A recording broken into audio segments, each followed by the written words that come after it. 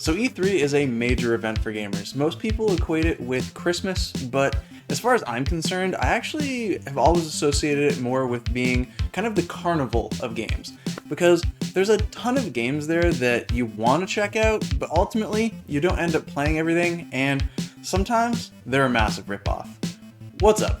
I'm Ty, and today I wanted to run down my 9 most excited or anticipated things from E3 2021.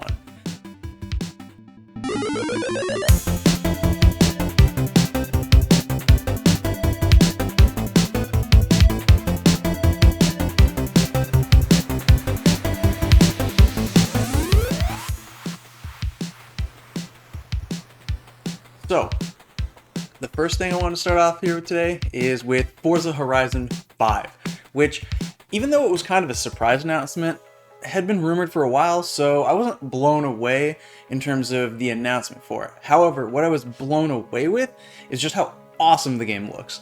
I actually really loved plowing through Forza Horizon 4 when I initially picked up my Series X and Game Pass. However, because it's hard to get in terms of digitally, meaning impossible to get, I ended up picking up a physical copy of Forza Horizon 3 to tide myself over, because honestly, I didn't expect this game to be coming out this November. That's kind of ridiculous, and hats off to the crew at Playground Games, because between this and the game I wish was there in Fable that they're working on, they're knocking it out of the park as far as I'm concerned, and they're one of my favorite developers going forward. As far as I'm concerned, they make the only racing game nowadays that I can get excited about, and I know it's going to beat my expectations. So that's one I can't wait to check out. I actually want to give this spot to Solstice, which is a small independent developed game out of Italy, which has a very Devil May Cry meets Souls kind of vibe to it, both in terms of presentation and from what I've been described and what I can see gameplay wise. I'm not sure if it has the RPG and loot mechanics of Neo in there, which I'm hoping Stranger of Paradise does, but realistically, between the two of them of what I saw, Solstice actually has me way more excited to check it out and play it, especially towards the end when it was announced that it is a PS5 version. So hopefully that has some co-op in there, and you know, I'm also going to do a quick shout out to Elden Ring, because that wasn't really part of E3 that reveal happened with, as far as I'm concerned, and it's not going on the top 9 here, but it regardless looks kind of cool. Anyways, definitely make sure to check out Solstice if you're into those kind of games like I am, and it might be one that flies a little bit under the radar, but definitely looks like it deserves our support.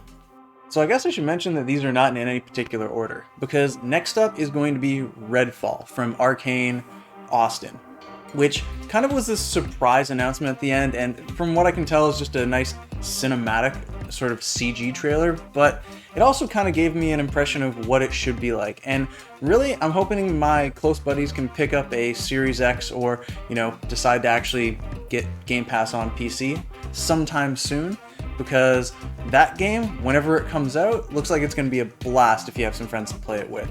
So it doesn't really say much about it, but from what I can gather, it looks like it's kind of a, I hope, third-person shooter, but knowing Arcane, it's probably going to be first-person. Just, Xbox has so many first-person shooters. Come on, guys.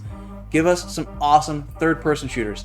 Crossing my fingers that Perfect Dark, which was a no-show, is a third-person game. Anyways, regardless of that, Redfall looks really fun, and like it could be a cool vampire hunting time. My hopes is that if it does well enough, they maybe do some werewolf DLC, because games have not done werewolves properly in a long time. And even though vampires look like they're kind of getting that resurgence in gaming, it'd be nice to bring their Lycan brethren along with them. This is where I'm going to actually talk about Stranger of Paradise, because regardless of what that trailer looked like and how Solstice kind of seemed like it would be sort of more up my alley, or seems more interesting because I don't know what to expect from it, Stranger of Paradise seems like the game where I know exactly what to expect from it, and I'm super excited about it. It looks like it's going to be co-op focused, which I'm always down for, and more importantly, it looks like it actually is doing kind of justice to that old Final Fantasy world that is part of what I grew up with and part of what I fell in love with for the series. Even though it's been nice to play Final Fantasy VII Remake, well, integrate, or whatever they're calling it now with the DLC. Intermission, I guess, is the DLC, but even though it's been kind of fun, I'm really excited for Stranger of Paradise because it gets me to visit that old Final Fantasy world that I love, that I grew up with, but through the eyes and through the gameplay, hopefully, of something more akin to Nioh and maybe a little more Ninja Gaiden in there, pulling on the roots from that Ninja Gaiden Master Collection, which just came out. And my buddy Jason Ventura has been having some fun with, let's just say. Let's get sticky. This is going to be my call out for PC game of the show. Now, there's definitely a couple other ones to get sprinkled in there, but for me, this is one that's exclusive to PC and I'm still excited for, which will get me to turn on my gaming laptop, even though I don't touch it too often, and that's Age of Empires 4. So, if you're not familiar with the Age of Empires series, I mean, what are you doing? Go play some of the old ones, they're classics, but honestly, it just looks like Relic is doing a fantastic job here. Hopefully pulling from their inspirations on the first Dawn of War game, not so much maybe the third, but regardless of that, it looks like they're really doing Age of Empires justice, and I'm really interested to see what they do with the kind of single-player campaign portion of this game, because from the way the trailer was wording it, it seems like it might be really cool, and as far as I can tell, it seems like it might fall in line with more of like the first and second Age of Empire games in terms of allowing you to play classic battles throughout history and maybe even shaping them and creating some alternate history that could go in there. That'd be something really cool that maybe they don't touch with the main game, but we could see with the DLC or even some old school expansion packs in the future. Hit the top off that. Kind of like what Nintendo did with Breath of the Wild. Because Breath of the Wild 2 looks amazing. Not just because they're putting it in the sky, but also, who is that extra character? I thought it was maybe Caveman Link or something along those lines, but really, I just hope they're playable, because the ability to go through different objects and everything, just like, I want to have more magical abilities in the Breath of the Wild world. Also, it seems like it's running better than Breath of the Wild 1 did, because that definitely has some slowdowns and everything, but without the announcement of the Switch Pro, I'm just hoping that while it looks better graphically, it also plays a little bit smoother as well. That would be nice. I can hope for a Switch Pro with a 60 FPS mode as much as I want, but realistically here, it being in 2022, if they actually do that, because we all know they delayed Breath of the Wild many, many times, it's going to mean that hopefully we get a Switch Pro with the release of it, and if not, that's totally fine, because that game looks like it's going to suck up way too much time from everyone. And as far as I'm concerned, it's just another peg on what we expected to see from Nintendo, which they didn't have much of, but it was more impressive than I expected. So next up, I want to highlight another indie game, and that's going to be They Always Run.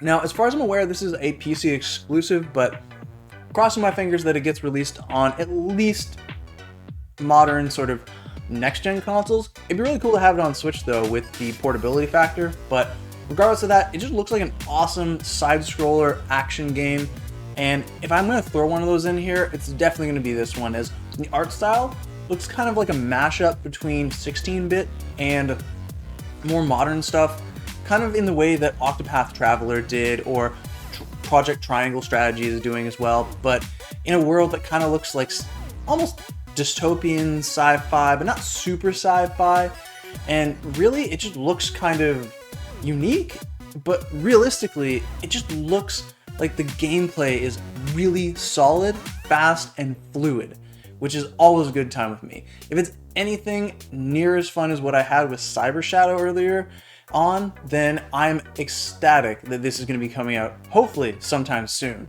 And even though it says wishlist it, I'm hoping that it does get a console release as well, because something like this needs to be put in the hands of more people.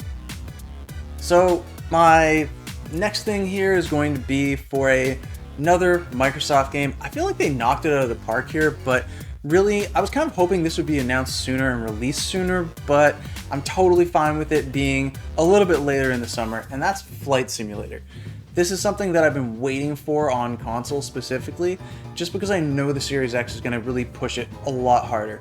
Something like Age of Empires I'm not really super worried about, although it'd be nice to have keyboard and mouse support on the Series X. I bought a Series X instead of upgrading my gaming laptop into another gaming laptop or a gaming desktop. But regardless of that, it's super exciting to see how vivid and realistic stuff looks in Flight Simulator. Also, I'm super glad they have all those animals in there, because while I was watching it, my wife came downstairs and was like, look, hippos! And then she said, no, that's a rhino, because by the time she looked up from her phone, it was a rhino. But regardless of that, I can't wait to see what I can kind of discover in that game. Even though I know it's already out, it's really cool and really fun. Plus, the addition of that Top Gun DLC coming later on, I mean, beautiful. That is going to allow us to fly just like Maverick did. And hopefully not crash. Because I know I'm going to crash.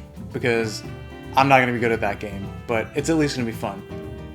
Also, a side note, Turtle Beach making full Flight Simulator controls is ridiculous. And while I'm not planning on buying that, yeah, that might eventually have to be on the list of things I pick up. Alright, so last up here is kind of something I knew was coming out and piqued my interest, but really kind of nailed it in terms of me wanting to pick it up and probably picking it up day one here, which is Monster Hunter Stories 2.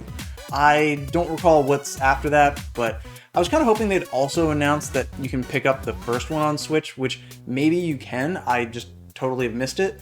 But the Monster Hunter games, while always seeming really cool and having fun playing demos and checking them out, I've never really been sort of into jumping into that. It's a lot of grind on one single enemy. I'd rather fight a large group of enemies if I'm going to do that.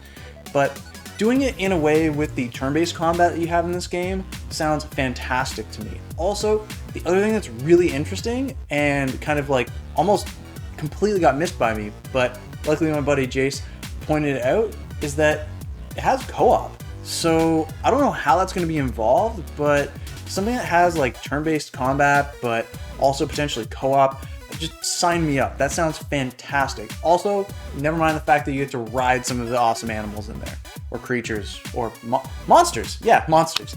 But either way, Monster Hunter Stories 2 looks like the exact way I want to experience the Monster Hunter world.